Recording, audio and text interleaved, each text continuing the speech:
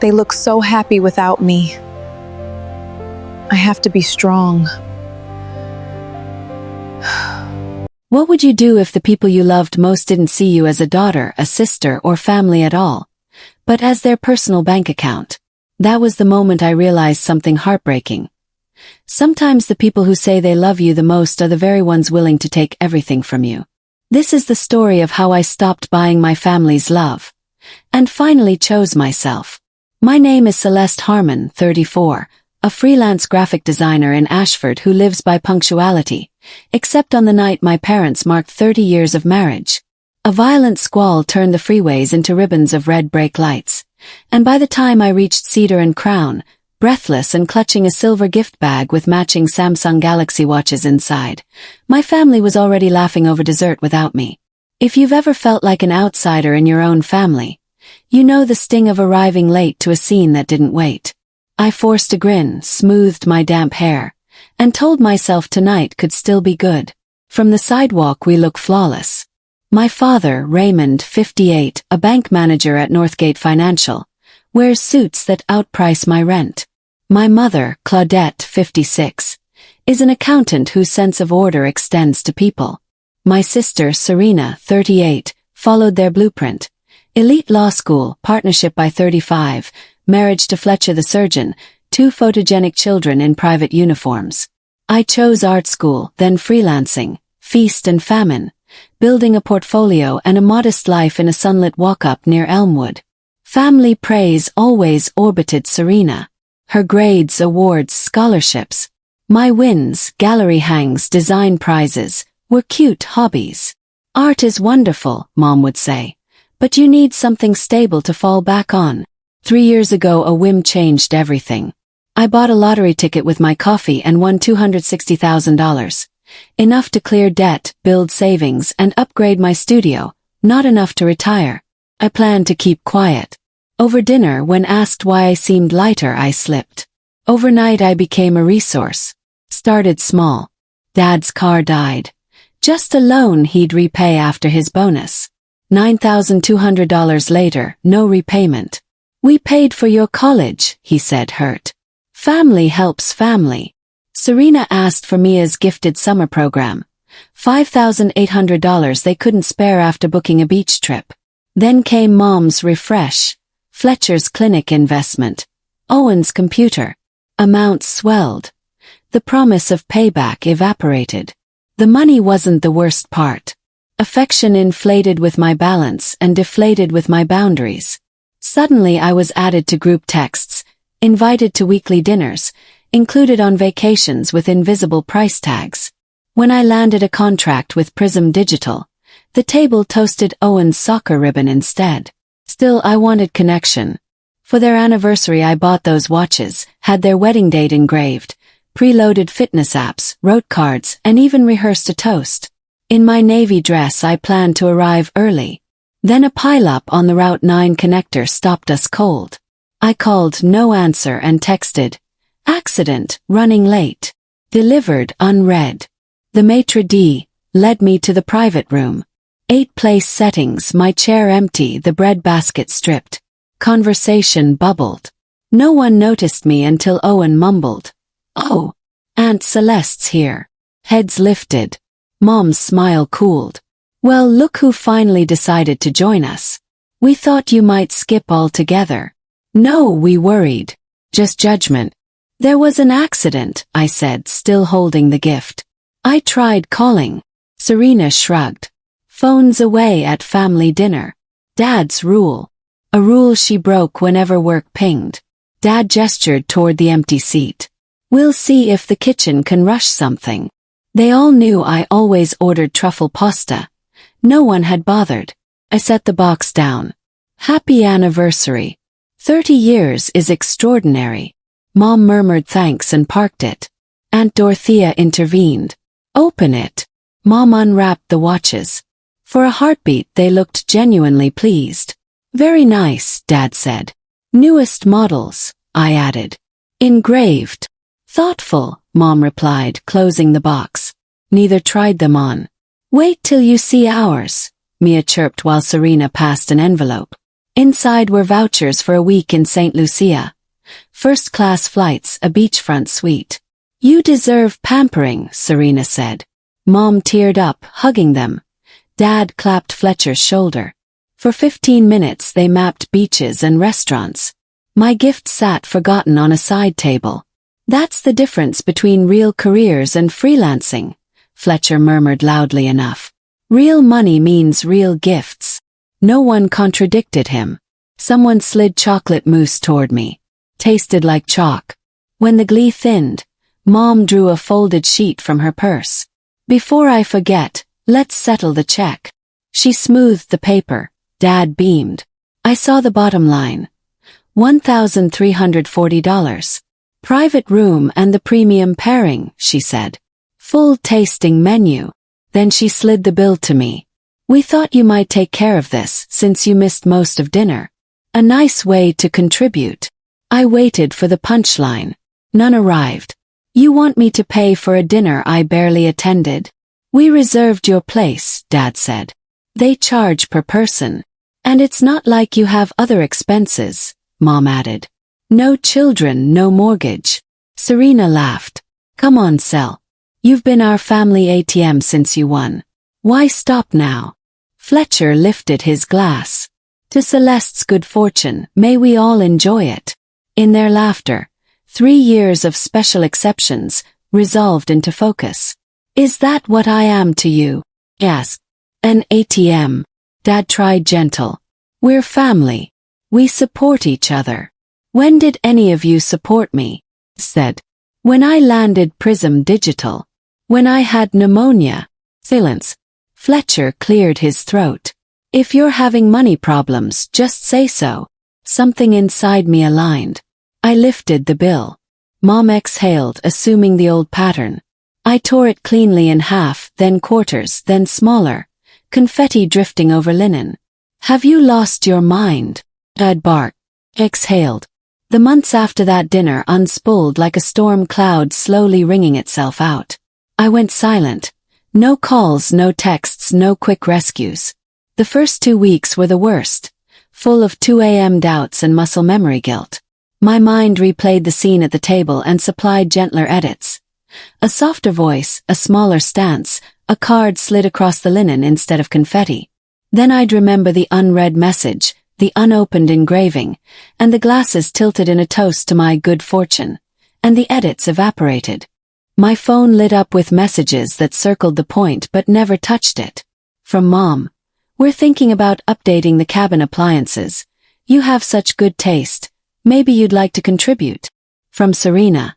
Mia's birthday is coming. She wants that tablet you mentioned. I told her you might get it. From Dad. Since you spoiled dinner, your mother thinks some spending money for St. Lucia would be appropriate. Not a syllable of accountability. Not a single I'm sorry. They mourned a faucet they could no longer turn. I poured my energy into work and repair I could control. I accepted projects that stretched me. Wayfinding for a small museum, a paperback rebrand for an indie press, a modular identity for a free clinic. At Harbor and Vine, I found artists who understood that time is a currency and attention is a gift. Most important, I began seeing Dr. Simone Okafor, a therapist who specializes in family systems and boundaries. What you're feeling is grief, she said. Grief for what was, and for what was never going to be. Boundaries are not a rejection. They're a recognition of reality. The calls kept coming. Mom's swung between guilt and scold.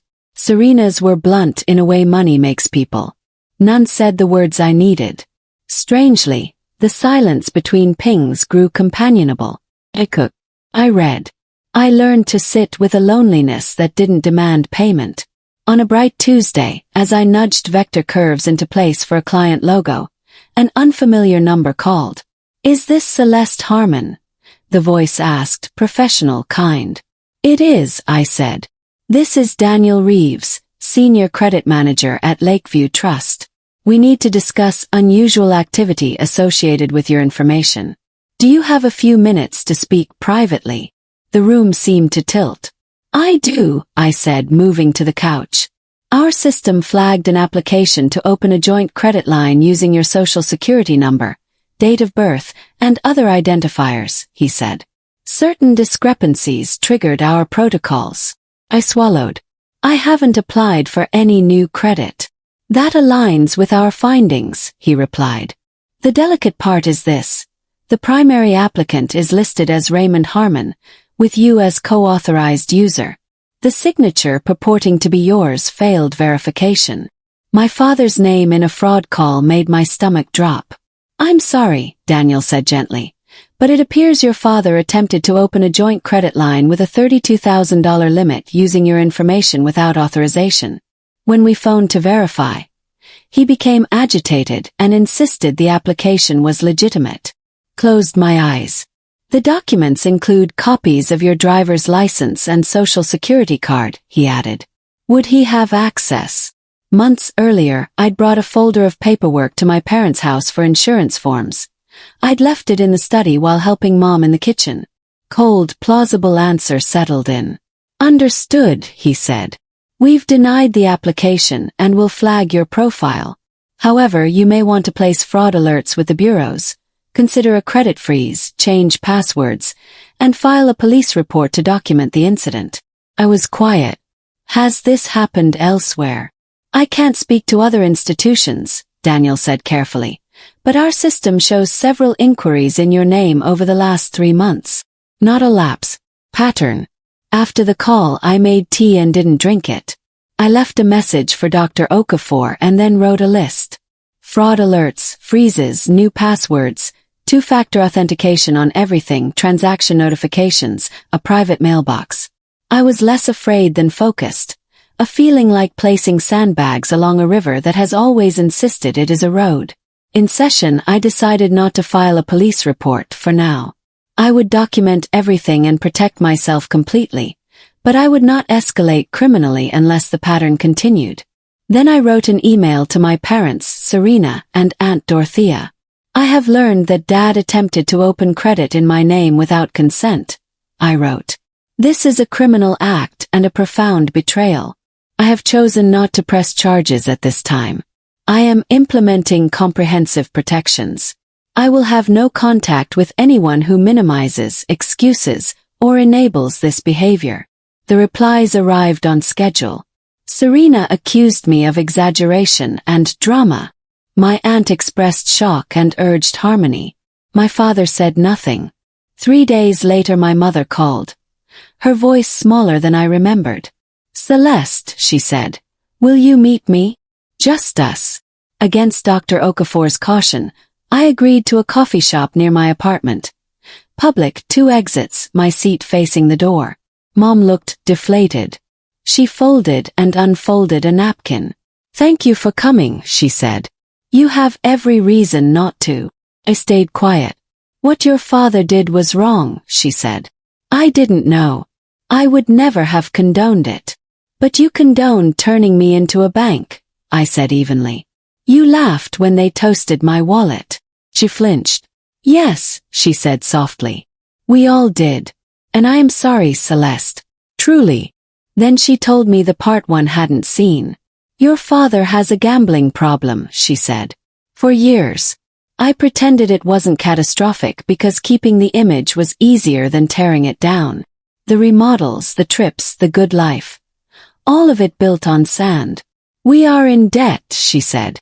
It worsened after you stopped helping. Helping, I repeated. Is that how you name extracting from your daughter? Tears spilled. We measured your worth by the wrong metrics, she said. You deserved better than what we gave you.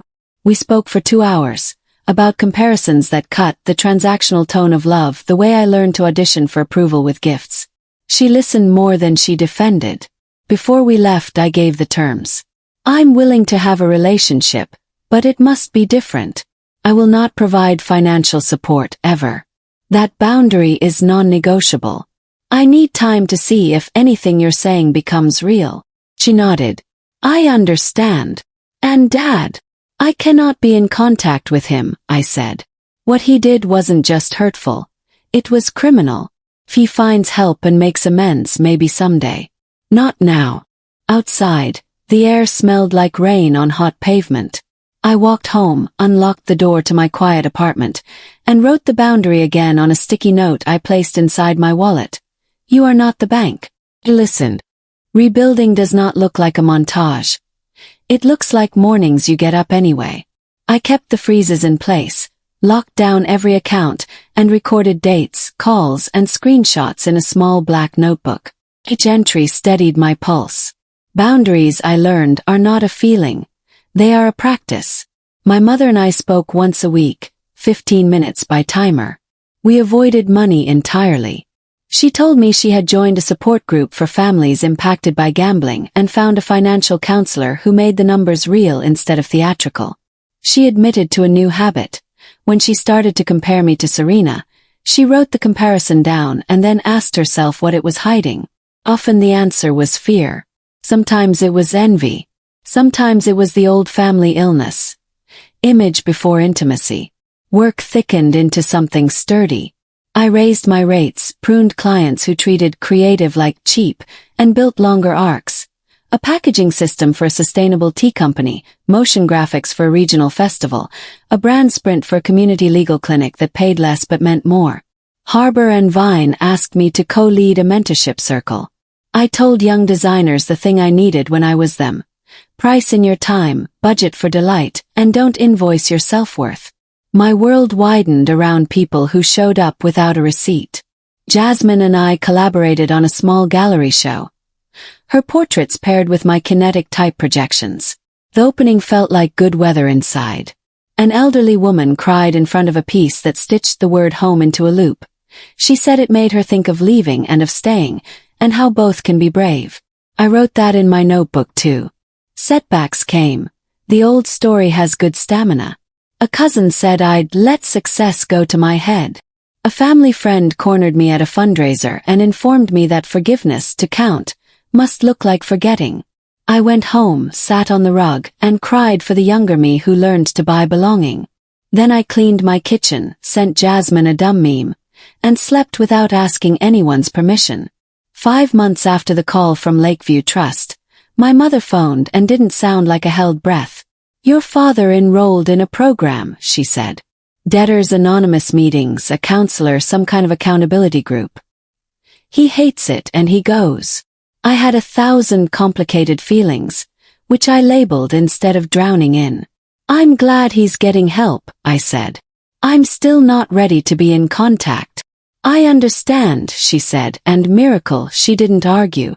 Around the same time, a letter arrived by mail with my mother's handwriting on the envelope and my father's on the inside.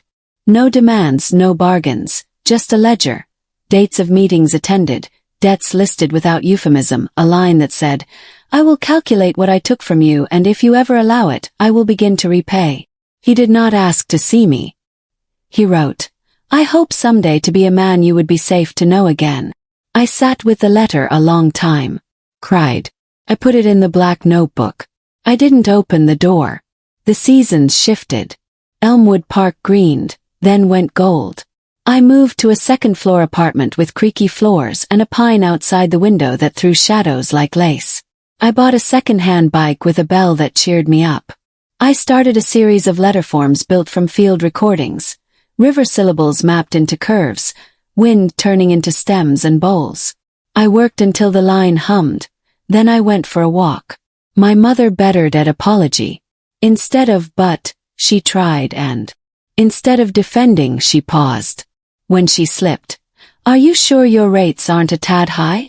I said her name and she laughed softly and said mine back, which was her way of backing up and trying again. Some days I missed the family I wished for so sharply it made me dizzy. Other days I felt like I had stepped into a clear lake and washed off a language that was never mine. Serena and I never returned to old choreography. She sent photos, Mia's painting of a heron, Owen's chess medal, and I replied with uncomplicated warmth. No offers, no hints that money was a door someone might knock on.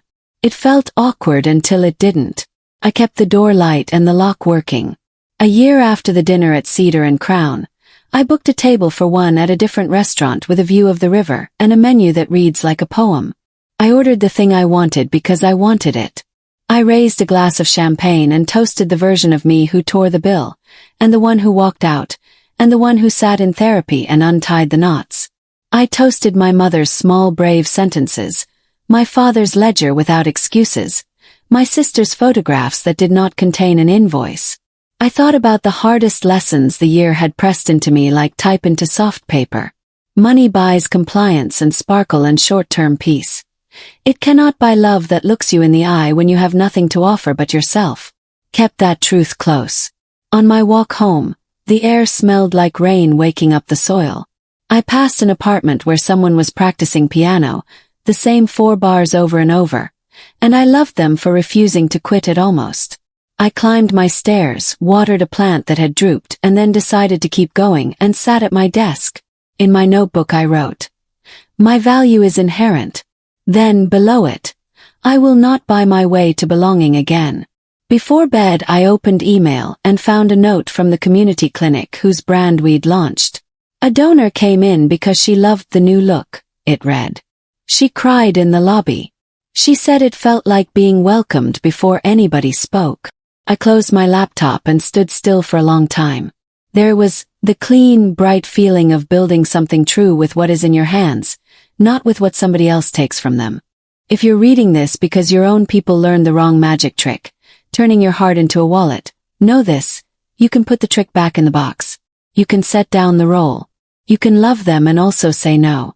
You can love yourself enough to wait for a different kind of yes. When I finally switched off the light, the room looked honest. I was not rich, not retired, not anyone's emergency fund, not the family disappointment, not the family savior. I was simply a woman in a quiet apartment with work she believed in, friends who showed up, a mother learning new words, a father doing hard math, and a sister who had started sending pictures without price tags. It was enough. It was at last mine. If this story moved you, please like, share, and subscribe. You are not alone, and you are worth so much more than what they took.